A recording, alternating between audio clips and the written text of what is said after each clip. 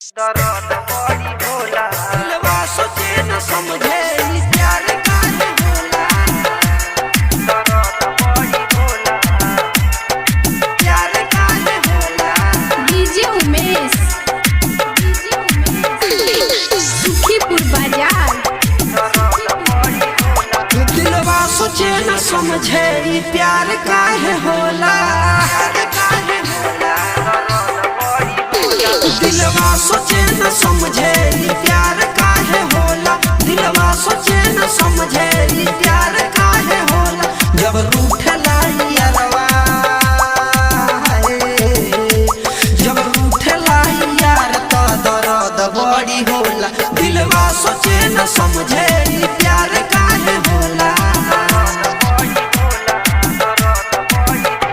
दिलवा सोचे न समझे ई प्यार काहे होला। दिलवा सोचे न समझे ई प्यार काहे होला।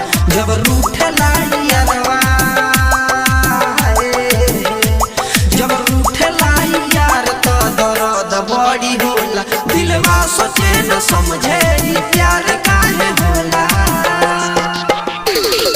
डीजे उमेश अंकुश रिकॉर्डिंग स्टूडियो जादूपुर बाजार सुखीपुर बाजार।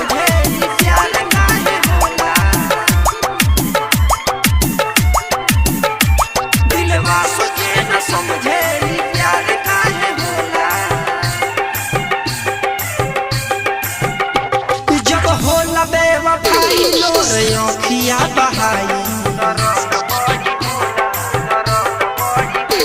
जब होला बेवफाई लोर आँखिया बहाई। मिले नाही कतही दर्द दिलक दवाई।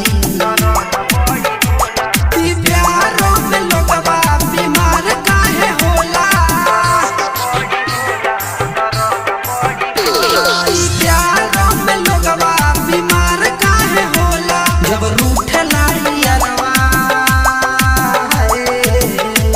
जब रूठला यार तो दर्द बड़ी होला।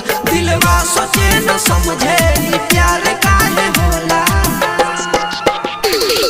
डीजे उमेश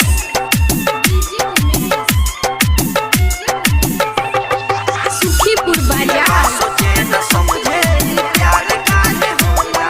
दर्द बड़ी होला,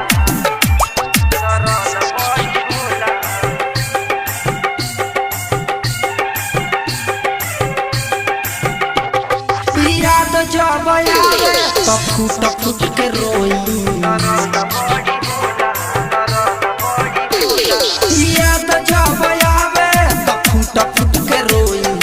दिनों के बात छोड़ रात के न सोई।